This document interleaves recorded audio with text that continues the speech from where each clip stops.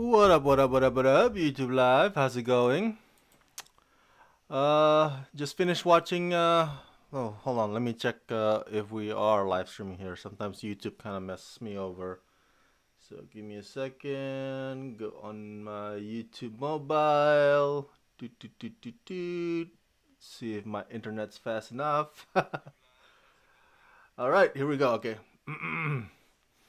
uh,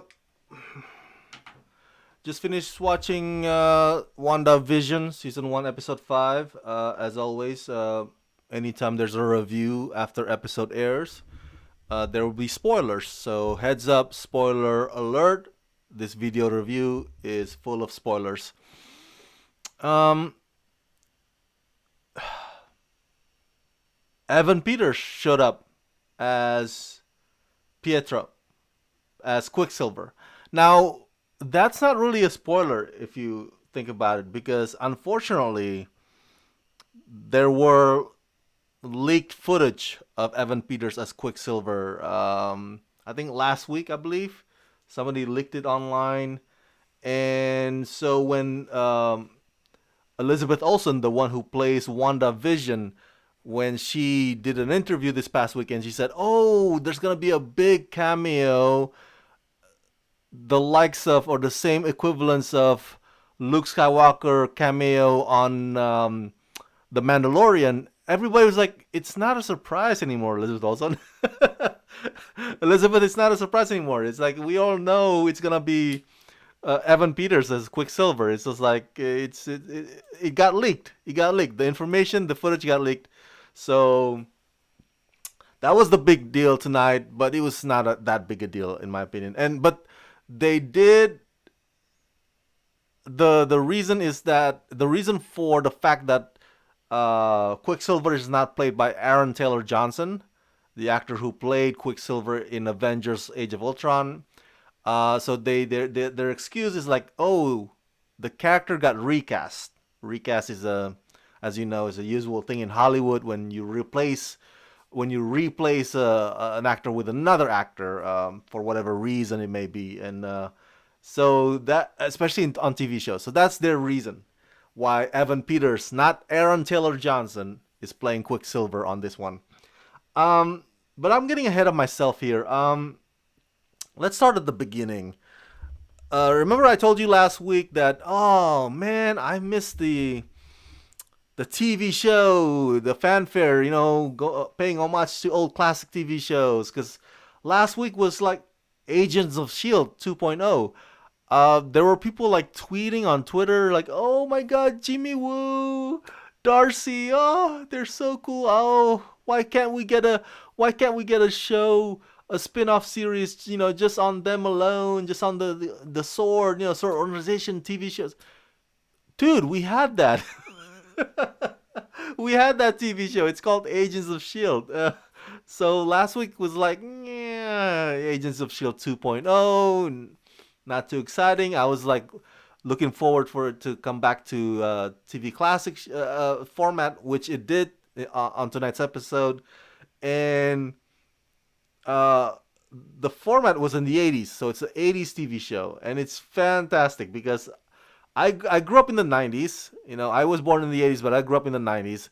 But part of my 90s as a kid, in Asia, I got to watch a lot of reruns of 80s shows. The TV in Asia, they played Family Ties, they played Small Wonders, they played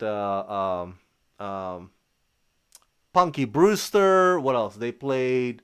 Oh, and of course, they played what is tonight's episode, parodying Growing Pains. That was totally Growing Pains. That intro, showing the photos of when they were baby and then toddler and then as they grow up. That's Growing Pains. If you haven't seen Growing Pains, go check it out. I don't know which, maybe Amazon Prime Video, who knows. But it's a fantastic sitcom starring the late great Alan Thicke and Kirk Cameron, and it's funny, and the theme song too. The theme song on tonight's WandaVision version of Growing Pains was parodying Growing Pains with the electric guitar solo. As long as we've got each other, we've got the world spinning right in our hands. Oh man. Oh man. He was totally growing pains. But again, a little bit of family ties is in there as well. A little bit of Punky Brewster and all the '80s TV show. Um, so that cracked me up definitely. But the thing is, it's not the same as the first three episodes anymore. I noticed because the first three episodes, the comedy made me laugh. Like the comedy was intended to really get you to chuckle. You know what I'm saying? With the whole magician thing, that episode two, I believe, and with the whole the awkward dinner thing, episode one, it was meant to actually get you to laugh. Whereas on tonight's episode or today's episode, I found myself like, like it's like they're not trying anymore. The writers, they're not trying to hit that funny note. They're not trying to hit the puns and the jokes anymore, and it's understandable because now it's getting more and more dramatic, right? It's getting more and more tense because we have seen the other side of that coin, and it's not funny. The other side of that coin is serious as hell. The sword and the fact that Wanda created this whole reality. And today's episode, we found out that I thought, I don't know, if maybe I'm the only one who thought this, but I thought it was good. I thought the townsfolk, the townspeople, I thought they were like kind of like the Matrix. They're like codes and um, yeah. So yeah, the Matrix, right? So it's like what's it, blue pill? So they're not really, really real. But we found out tonight that they're actual real people, but they're just under the influence of Wanda, and then that just made it, made it a whole lot creepier than them being just Matrix. So poor guys, man. Holy crap! It's like Twilight Zone stuff. You know what I'm saying? Um, and and we got to see the confrontation between Wanda and Sword, and that was very tense. I told you last week. Remember, I told you that, um, man, Wanda really wanted this thing, this community, this fake reality, this thing that she had created. She wanted. She won't. She's not gonna give it up for anybody. And if one Monica Rambo pissed her off, I mean, the entire sword trying to infiltrate and trying to do a raid, maybe. I mean, that's gonna just turn her mad. I did a poll with you guys. I asked you guys, now that we know about Wanda creating Westview, is Wanda a hero? Is she a villain? Or is it complicated?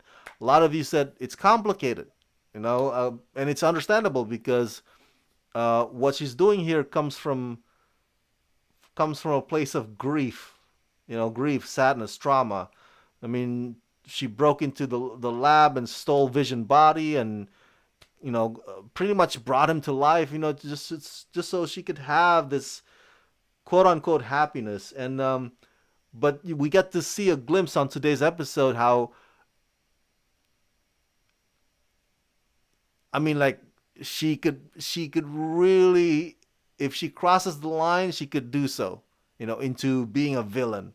Because in tonight's episode, like she pointed all those guys' guns at that one man. I was like, oh my god.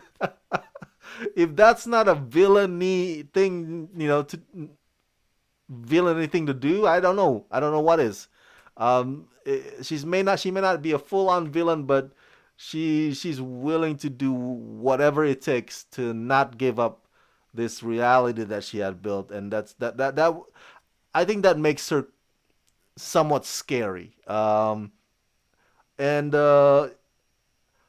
just quick comments about the boys. The whole growing up thing that cracks me up too. uh, and that glitch right in the middle with Agnes. The when she was like, "Okay, do you want us to take it from the top?" kind of like cut. Oh, did I mess up? Like, let's do that again. Let's keep the camera rolling. Oh, that is so meta, so meta. I don't know if you guys been to a TV taping. I've been to a few TV taping in the past. Drew Carey show. I want to say Big Bang, but anyway, but whenever there's somebody mess up, mess up their lines or mess up something, or the positioning messed up, and they're like, "Oh, sorry guys, we gotta do that again. We gotta reset. We gotta take it from the top, and we gotta like, okay, just keep, say that line again. So that's what happens with Agnes at one point, and just like it just throws everything off. It's like and that's when Vision like, oh, something's not right here. Something's not right. That's when it becomes very dramatic. That's when the show kind of moves away from even trying to make you laugh. The Fa show. So I think with Vision now finding things out, um, and with the whole thing escalating between Wanda and Sword, uh, and even with Evan Peters showing up as Quicksilver, I think we're by subsequent episodes. We have four left. I don't think we're gonna see more of the classic TV show homage. I'm still hoping that they will get to the 90s. Maybe they will parody Friends or Seinfeld. But I think now that it's unraveling, I guess my hope for WandaVision to kind of make fun of 90s TV show probably will not get there. Now, my question is that how does Quicksilver fit into all this? Um, is he when Darcy said, "Oh, they recast Quicksilver," but if you notice the reaction on Wanda's face, she seems baffled. She seems like she's surprised, like oh my god, like as if she doesn't have anything to do with it.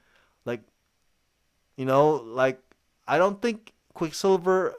Who sends Quicksilver there? I don't know. Does Quicksilver go there on his own accord? I don't know. But it kind of looks like Wanda may not have anything to do with Quicksilver being there. I may be wrong. I may be wrong. We'll have to find out for ourselves. Um, but yeah, overall, it's another fantastic, spectacular episode. And again, we're moving away from comedic, and we're moving away from classic TV homage. Now that there'll be more involvement with Monica Rambeau and Sword. Um, and yeah, I don't mind that at all. I think what there'll be nine. There's 9 episodes, right? There are 9 episodes in this first season. I think 5 episodes of paying homage to classic TV shows is that's more than sufficient, right? It doesn't have to get to the 90s. I think we need to get the story rolling. Now that everybody's kind of sort of aware, or most of them are already aware of what's going on, including you and I, and even some of the townsfolk. So Wanda can only keep this whole thing up for so long now. It's just only a matter of time until it escalates, definitely. So I can't wait. Oh, that was a great shot, by the way, with Wanda Vision and freaking.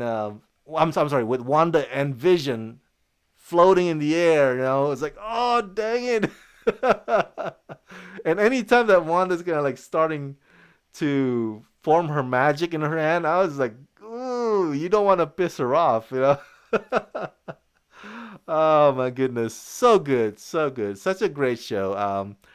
Yeah, 4 episodes left. That means it'll be done. This show will be done in time for Winter Soldier and the Falcon to show up later in spring. So this is great. This is great.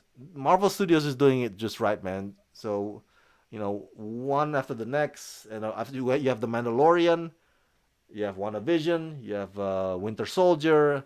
So it's like every season has one sensational show, as opposed to like Netflix, which has so many contents on a weekly basis.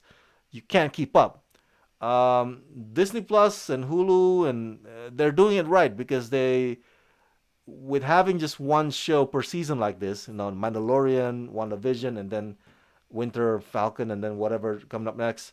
By doing it with that format, they can create buzz. They're like, oh my god, it's coming up. I know this show is gonna end, but you have that one to anticipate. So, um, and you're not feeling overwhelmed by it. You're not feeling overwhelmed by too many contents at once. So I think it's great. I think it's great. So yeah, I think I've been ranting too much here. Share your thoughts about today's episode. Do you agree or disagree with my assessment? And what's your theory for what's gonna happen next now that Quicksilver is in the mix? What do you think's gonna happen? What do you think he's gonna do? Um, who sends him there? Was it Wanda's doing? Let me know your thoughts in the comment section below. And as always, subscribe, subscribe, subscribe. Right now it's 1:39 a.m. California time. I am so sleepy, so I'm gonna crash to bed. Let's rock this.